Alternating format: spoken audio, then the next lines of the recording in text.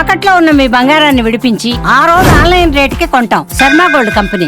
వాగర్థవివ సంపృక్తౌ వాగర్థ ప్రతిపత్తయే జగతః పితరౌ వందే పార్వతీ పరమేశ్వరౌ. ఆదిత్యాయ చ సోమాయ మంగళాయ బుధాయ చ గురుశుక్ర శనిభ్యశ్చ రాహవే కేతవే నమః. శృంగేరి జగద్గురు పీఠాధిపతులకి, కంచి పీఠాధిపతులకి నమస్కారములు తెలియజేసుకుంటూ కార్యక్రమాన్ని ప్రారంభిద్దాం. ద్వాదశ రాశులకు సంబంధించి 1 జూలై నుంచి 15 జూలై వరకు వివిధ రాశుల్లో జన్మించినటువంటి వారికి ఏ విధంగా ఉండబోతుందో తెలుసుకునే ముందు గ్రహ సంచారం గురించి తెలుసుకుందాం. వృషభ రాశిలో శుక్రుడు, అలాగే మిథునంలో రవి గురువు, కర్కాటకంలో బుధుడు, సింహంలో కుజ కేతువు, అలాగే కుంభంలో రాహువు, శని మీనంలో 13 జూలై నుంచి శని వక్రీకరించే స్థితి పొంది ఉంటాడు. అయితే ప్రధానంగా గమనించుకున్నట్లయితే చాలామంది ప్రేక్షకుల్లో ఉన్నటువంటి చాలా సందేహాలు, కొన్ని చెప్పినటువంటి విషయాల్లో కొన్ని మాకు ఫలితాలు సరిపోవట్లేవు అని అంటున్నారు. అంటే దీని అర్థము చాలామంది చూసుకునేటువంటిది ఈ సన్ జొడాయిక్ సైన్ ద్వారా చూసుకుంటున్నారు. అంటే ఈ ఉదాహరణకు చెప్తున్నాను, 23 జూలై నుంచి 22 ఆగస్టు మధ్యలో పుట్టినటువంటి వాళ్ళకి లియో సైన్ అని చెప్తారు. కాబట్టి సింహరాశి గురించి చెప్పేటప్పుడు ఆ 22 జూలై నుంచి 23 జూలై నుంచి 22 ఆగస్టు మధ్యలో పుట్టిన వాళ్ళు చూసుకుంటున్నారు. అది తప్పు. మీరు జన్మించినటువంటి జన్మ తేదీని అనుసరించి ఒక నక్షత్రము, ఆ నక్షత్రాన్ని అనుసరించి రాశి ఉంటుంది. ఆ రాశి ప్రకారమే మీరు చూసుకోవాలి. ఇది సరైనటువంటి విధానము. కొంతమంది నామ నక్షత్రం చూసుకుంటున్నారు. ఉదాహరణకి శ్రీనివాస్ అని చెప్పి అనుకున్నాం అనుకోండి, చాలామంది సి అనే అక్షరం ఈ శతభిష నక్షత్రంలో ఉంటుంది కాబట్టి కుంభరాశికి చూసుకుంటున్నారు, తులారాశికి చూసుకోవాలి. కృష్ణవేణి అన్నప్పుడు మిథున రాశి చూసుకుంటున్నారు, అది కూడా తులారాశి, అలా చూసుకోవాలి. కాబట్టి మనం అనేక విధాలుగా ఈ శాస్త్ర ప్రకారము మనకు ముందుకు వెళ్ళినట్లయితే తప్పకుండా ఆ ఫలితాలు అనేటువంటివి మనకు సరిపోతాయని చెప్పవచ్చు. ఇక ఆలస్యం చేయకుండా వివిధ రాశుల వారికి ఈ 1 జూలై నుంచి 15 జూలై వరకు ఏ విధంగా ఉండబోతుంది, ఆదాయ వ్యయాలు, ఖర్చులు, అలాగే పరిస్థితుల అనుకూలత, ఇవన్నీ కూడా క్లుప్తంగా మనం తెలియజేసుకునే ప్రయత్నం చేద్దాం. ద్వాదశ రాశులలో భాగంగా 3వదైనటువంటి మిథున రాశిలో జన్మించినటువంటి వారికి 1 జూలై నుంచి 15 జూలై వరకు ఏ విధంగా ఉండబోతుందో తెలుసుకునే ప్రయత్నం చేద్దాం. ప్రధానంగా ఈ శుక్రగ్రహ సంచార ప్రభావము మిథున రాశి వారికి అనుకూలంగా ఉండడం, కోల్పోయినటువంటి దాంపత్య సౌఖ్యము లేదా వ్యాపార భాగస్వామ్య సౌఖ్యము అన్నీ కూడాను కొనగూరుతాయి.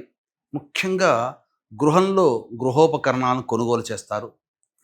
అన్ని విధాలుగా అనుకూలంగా ఉండేటువంటి సమయంగా ఈ శుక్రగ్రహ సంచార ప్రభావం చెప్పవచ్చు. అయితే రవి గురు సంచార ప్రభావమే అనుకూలంగా లేదు. రాశిలోనే సంచారం చేస్తున్నటువంటి ఈ కారణం చేత కొంత వృత్తి ఉద్యోగ వ్యాపార సంబంధమైనటువంటి విషయాల్లో భయాందోళనలు కానీ, అనవసరమైనటువంటి డబ్బులు ఇన్వెస్ట్మెంట్ చేసే అవకాశం కానీ జరిగే అవకాశం ఉంది. కాబట్టి ధనపరమైనటువంటి విషయాల్లో జాగ్రత్తలు పాటించండి. ముఖ్యంగా ఉద్యోగస్తులు చాలా నిబద్ధతతో, అప్రమత్తతతో తమ విధులు నిర్వర్తించుకోవాల్సినటువంటి పరిస్థితి. ప్రభుత్వ రంగంలో పనిచేసేటువంటి వ్యక్తులకి అనుకూలంగా లేని కారణం చేత ఇష్టం లేని ప్రాంతాలకి బదిలీలయ్యే అవకాశము గోచరమవుతుంది. ఇది ప్రధానంగా రవిగ్రహము గురుగ్రహ సంచార ప్రభావం మిథున రాశి వారికి జరిగేటువంటి సందర్భం. అయితే దేవతా కార్యక్రమాల్లో చక్కగా ఆనందంగా పాల్గొంటారు, సద్వ్యయమే అవుతుందని చెప్పవచ్చు. ఇక బుధగ్రహ సంచారము ఇది సంపూర్ణముగా యోగించేటువంటి పరిస్థితి ఈ యొక్క మిథున రాశి వారికి. పెట్టుబడులు కనుక పెట్టినట్లయితే కొంతవరకు మీకు లాభము చేకూరే అవకాశం గోచరమవుతుంది. ముఖ్యంగా రాని బాకీలు వసూలవుతాయి. వ్యాపారస్తులైతే నూతనమైనటువంటి పంథాలో వెళ్ళే అవకాశం ఉంటుంది. ప్రణాళికలు రచిస్తారు. కొత్తవిగా మీరు మార్పులు మీ యొక్క వృత్తి వ్యాపారాల్లో తీసుకొని వస్తారు. తద్వారా మీరు అనుకున్నటువంటి లక్ష్యానికి మార్గాలు ఏర్పడతాయి. తద్వారా భవిష్యత్తుని సొంతం చేసుకునే అవకాశం మీకు చక్కగా వీలు కలుగుతుందని చెప్పవచ్చు. ఇక కుజ కేతు యొక్క సంచార ప్రభావము కూడా అనుకూలముగా ఉన్నటువంటి కారణము. ఈ కారణం చేత మీలో ధైర్యము చాలా ఎక్కువగా వస్తుంది. ఏదైనా కానీ ముందడుగు వేసే పరిస్థితి కలుగుతుంది. అనూహ్యముగా మీ శత్రువులే మీకు పాదాక్రాంతులయ్యే అవకాశం ఉంటుంది. అన్ని విషయాల్లో, వివాదాల్లో మీరే పైచేయి విజయాన్ని సాధిస్తారు. ఒక రకంగా చెప్పాలి అనంటే కుజకేతులు మీకు సంపూర్ణముగా యోగించబోతున్నారు.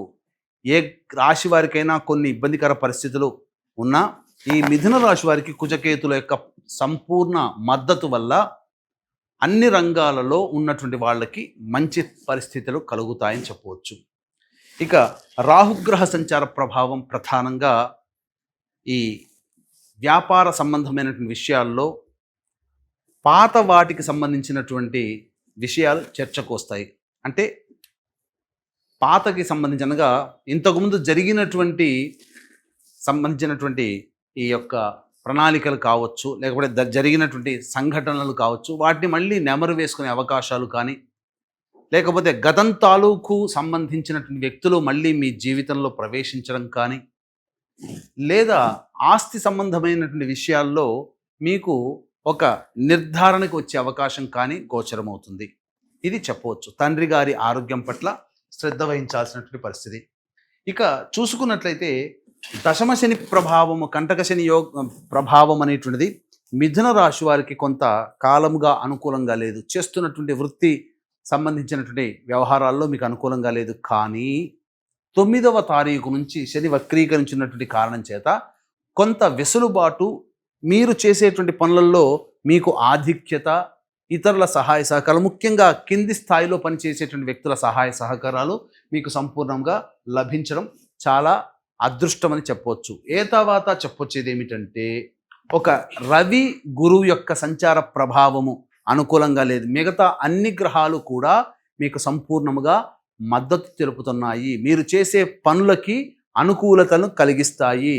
అనగా ఆమోదాన్ని మిగతా గ్రహాలన్నీ తెలియచేస్తున్నాయి, రవి గురులు తప్ప. కాబట్టి ధైర్యంగా ముందడుగు వేసే ప్రయత్నం చేయండి. ఉద్యోగస్తులలో కాస్త అభద్రతా భావం ఉన్నప్పటికీ ముందడుగు వేయండి. నిరుద్యోగస్తులు నిజాయితీగా బాగా కష్టపడండి. తప్పకుండా భవిష్యత్తు మీకు అనుకూలంగా ఉండబోతుందనే విషయం తెలుసుకోవాలి. ఇక ఏ తర్వాత చూసుకున్నట్లయితే ఈ యొక్క రాశిలో జన్మించినటువంటి వివాహం కాని అబ్బాయిలకి, అమ్మాయిలకి వివాహ సంబంధాలు కుదిరే అవకాశము గోచరమవుతుంది. సంతానం కోసం ఎదురు చూసేటువంటి వ్యక్తులకి సంతాన ప్రాప్తి కలిగే అవకాశం కూడా గోచరమవుతుంది. విదేశీయానము, విదేశీ విద్యకు సంబంధించి చే ప్రయత్నాలు అన్నీ కూడా అనుకూలిస్తాయి. వీసాలు కూడా మీకు వచ్చే అవకాశం ఉంటుంది. అన్ని విధాలుగా ఆనందదాయకంగా మీ యొక్క జీవితాన్ని 1 జూలై నుంచి 15 జూలై వరకు ఈ యొక్క మిథున రాశిలో జన్మించినటువంటి వ్యక్తులు పొందుతారని చెప్పవచ్చు. ఇక వీక్షించేటువంటి ప్రేక్షకులకి గమనిక, ఈ జూలై 5వ తారీఖు రోజున వారాహి నవరాత్రుల సందర్భంగా దశమి తిథి స్వాతి నక్షత్రము కలిసినటువంటి అద్భుతమైనటువంటి యోగమాలిక రోజున సాయంకాలం 7 గంటలకి ఈ కార్యక్రమం ప్రారంభమవుతుంది. 9 వారాహి దేవతల యొక్క హోమాది కార్యక్రమాలు. ఈ కార్యక్రమంలో పాల్గొనడం ద్వారా మీ జాతకరీత్యా కలిగే విద్య, వివాహం, ఉద్యోగం, దాంపత్యం, అనారోగ్యం, కోర్టు సమస్యలు, శత్రు సమస్యలు, గృహపరమైనటువంటి సమస్యలు తీరుతాయి. 9 వారాహి దేవతల హోమాలతో పాటు మేష, మిథున, కర్కాటక, సింహ, కన్య, వృశ్చిక, ధనుస్సు, కుంభ, మీన రాశుల్లో జన్మించినటువంటి వారికి శనిదోష నివారణ హోమాలు కూడా సశాస్త్రీయంగా జరిపించడం జరుగుతుంది. సాయంత్రం 5 గంటల లోపల మీ గోత్రనామాలు నమోదు చేసుకోవచ్చు. ఆ రోజు 5వ తారీఖు రోజున ఈ కార్యక్రమంలో పాల్గొన్నటువంటి వారికి శక్తిపాతము చేయబడినటువంటి శంకరుంగలి మాలని అందివ్వడం జరుగుతుంది. ఇక 1 నుంచి 15 జూలై వరకు రోజువారీ కార్యక్రమాల్లో ఆదాయము, వ్యయము ఏ విధంగా ఉండబోతుందో తెలుసుకునే ప్రయత్నం చేద్దాం. 1వ తారీఖు రోజున ఈ మిథున రాశి వారికి ఇతరుల సహాయ సహకారాలు అందడం ద్వారా మంచి పరిస్థితులు కలుగుతాయి. రాని బాకీలు వసూలవుతాయి. ముఖ్యంగా ధనపరమైనటువంటి సమస్యలు తీరుతాయి. ఇక 2, 3 తారీఖుల్లో వాహనాన్ని నడిపేటప్పుడు జాగ్రత్తలు పాటించాలి. తల్లిగారి ఆరోగ్యం పట్ల శ్రద్ధ వహించాల్సినటువంటి పరిస్థితి. మానసికమైనటువంటి ఆందోళన ఉంటుంది. చికాకుతో జీవితం ఉంటుందని చెప్పవచ్చు. ఏ పని చేయాలన్నా ఆందోళనగా ఉంటుంది. సంతృప్తి లేని జీవితాన్ని గడుపుతారు. 4, 5, 6 తేదీల్లో మీ ఆరోగ్యం పట్ల శ్రద్ధ వహించాల్సినటువంటి పరిస్థితి. మరీ ముఖ్యంగా ఇక్కడ అనాలోచమైనటువంటి నిర్ణయాలే తీసుకుంటారు. కాబట్టి నిర్ణయం తీసుకునేటప్పుడు జాగ్రత్తలు పాటించండి. ఏ పని చేయాలన్న ఆసక్తి ఉండదు, బద్ధకం ఉంటుంది. ప్రతిదీ కూడా వృధా కాలయాపన జరుగుతుంది. వాయిదా వేసుకునే అలవాటే ఈ 4, 5, 6 తేదీల్లో ఉంటుందని చెప్పవచ్చు. ఇక 7, 8, 9, 10, 11 ఈ తేదీలలో మీకు అన్ని విధాలుగా అనుకూలంగా ఉండేటువంటి సమయము.